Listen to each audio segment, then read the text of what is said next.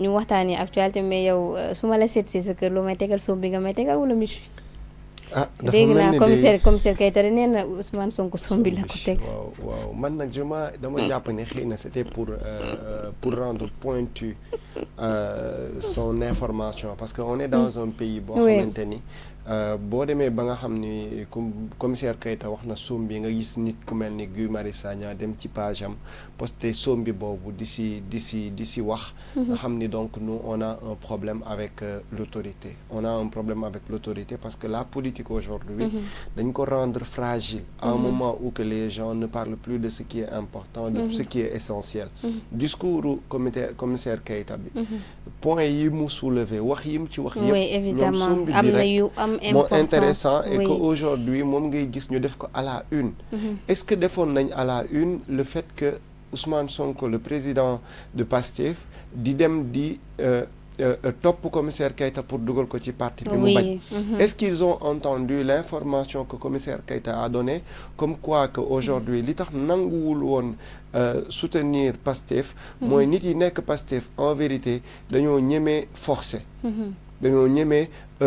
aussi interpréter ay mbir yoo xamante ne xëy na la plupart du temps forcing donc moom moo leen si indi te moom décrier na énormément de choses yoo xam ne tey mënoon nañ ko teg ci kaw table bi mënoon nañ ci discuter mënoon na permettre les Sénégalais ñu am un beneen aperçu si identité réelle u Pastef mais malheureusement qu'est-ce que tu vas voir ay nit yu jël à la une ni commissaire Keita lenn rek moo ko moom la moo ñor ci lu mu doon wax mooy soom bi la ko Ousmane Sonko tegal pour mu lekk ko donc pour dire que on n'a pas pris au sérieux les questions de la société on n'a pas pris au sérieux les choses fondamentales mais loolu lenn rek moo ko indi mooy on a eu la malchance d'avoir un État qui a pu comprendre comment divertir un peuple qui a pu comprendre comment est-ce que véritablement fonctionne la psychologie d'un peuple et sur ces points de vue moom utiliser na la masse vers des orientations yoo xam ne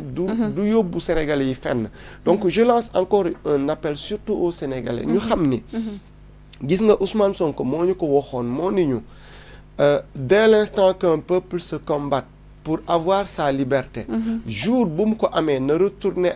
à sa position de défendre ses intérêts et ne pas défendre l'intérêt du pouvoir intérêt du pouvoir ça n'arrange que le pouvoir l'intérêt du peuple c'est de discuter sur les questions les plus essentielles les plus urgentes plutôt par rapport ak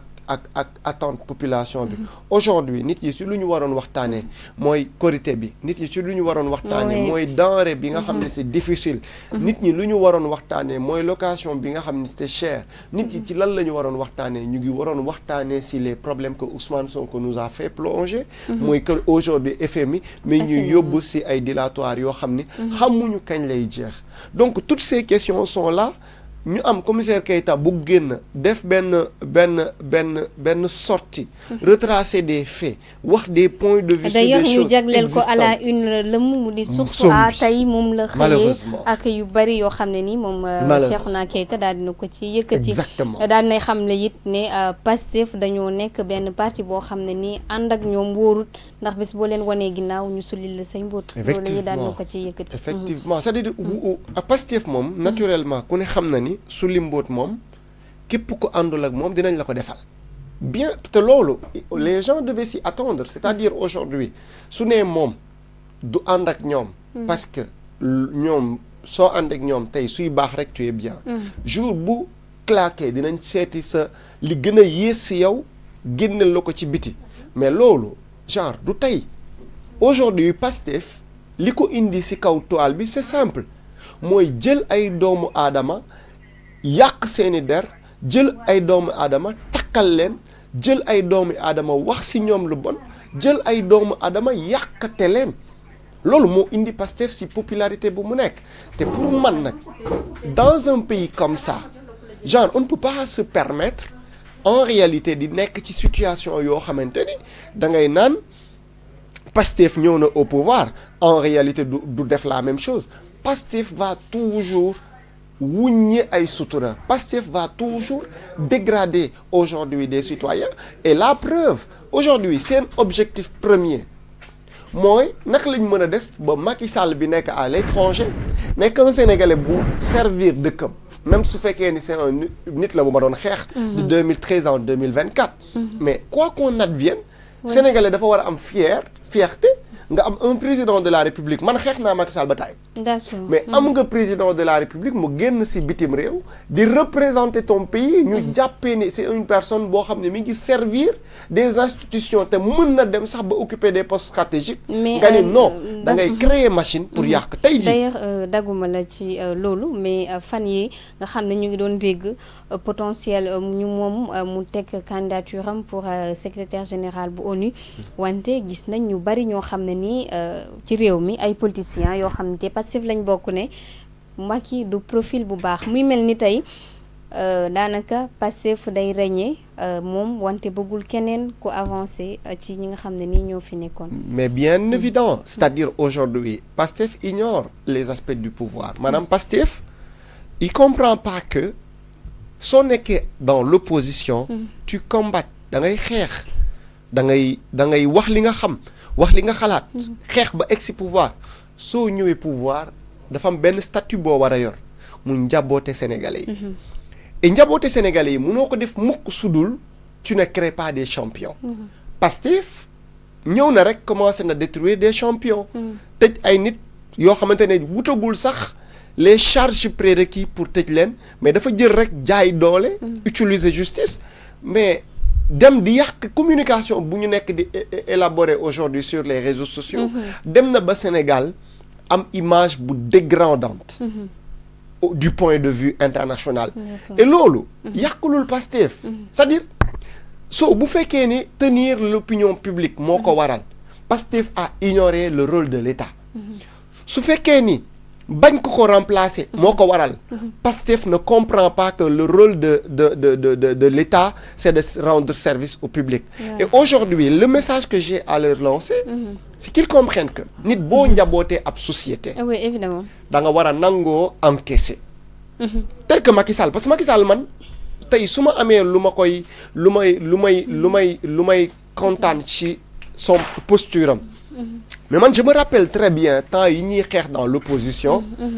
que Macky Sall ñun dañ daan dañ daan yuuxu dañ doon kaas dañ doon wax lu nekk man je me rappelle très bien dama daan toog ci média rencontrer waa APR di wax ci Macky Sall lu ma neex teg ko nag ci lu factuel ñoom dañuy encaisser mais duñ la jéem a détruire mais aujourd'hui Pastef c'est clair que benn option rek lañ am mooy yóbbu leen ci terrain boo xamante ne ñoom ñoo fragile mais dañ lay détruire yow humain biy wax on se pose la question est-ce que yaa war a wax la preuve seetlul Guy Marius Sagna la dernière fois bu ñu koy laaj la question à savoir yéen vous dites que Badara Gadiaga a insulté benn autorité Ousmane Sonko lui-même insulté na fi Macky Sall sans souci mais on a vu Guy Marius Sagna mu taxaw ci mimbaru Assemblée nationale insulter premier ministre insulter président de la République insulter le ministre de l'Intérieur mais ci même état de fait buñ ko laajee lu wax dafa ne moom il est un citoyen qu'il a subi n'importe quoi dans si ay préjudice de sa vie et donc moom ki koy poser question bi la attaqué waat ni ko ndax yow ba nga nekkee ci presse bi est-ce que doon nga génn di def combat yu nga xam ni moom laa doon mener génn carrément si question bi ñu ko poser c'est-à-dire aujourd'hui on doit avoir raison garder avoir un débat c'est quoi? C'est échanger sur des idées non pas d'échanger sur les personnes et aujourd'hui damay am naqar di gis ay autorités yoo xamante ni dañuy pousser nit yi à ce que ñuy débattre sur des personnes et non pas sur des idées man lu ma gëm mooy société dañ koy waxtaane kenn du ko pencoo société boo xasee ba falu da ngay nangu addu maanaam sur les questions essentielles da ngay nangu encaisser parce que quoi qu'on advienne Macky Sall dama la koy wax de xeex naa ko 2013 ba 2024 mais il a encaissé pourquoi pas Pastef aujourd'hui ñoom du ñu nekk ci position encaissée ils doivent accepter d'encaisser et encaisser aussi am modestie bu toll ni nga xam ne dañu lay fay suñu ay impôts du ñu lay bàyyi ngay gouverner mais question essentielle dañ koy teg sur la table et plutôt Pastef doit apprendre à parler sur les questions et non pas sur les personnes. Et je dis bien, ça fait très mal qu'on voit que commissaire Keita génn na wax début ba fin débat bi si lu mu nekk mooy somme bi et c'est dommage. C'est très dommage. Merci beaucoup à toi.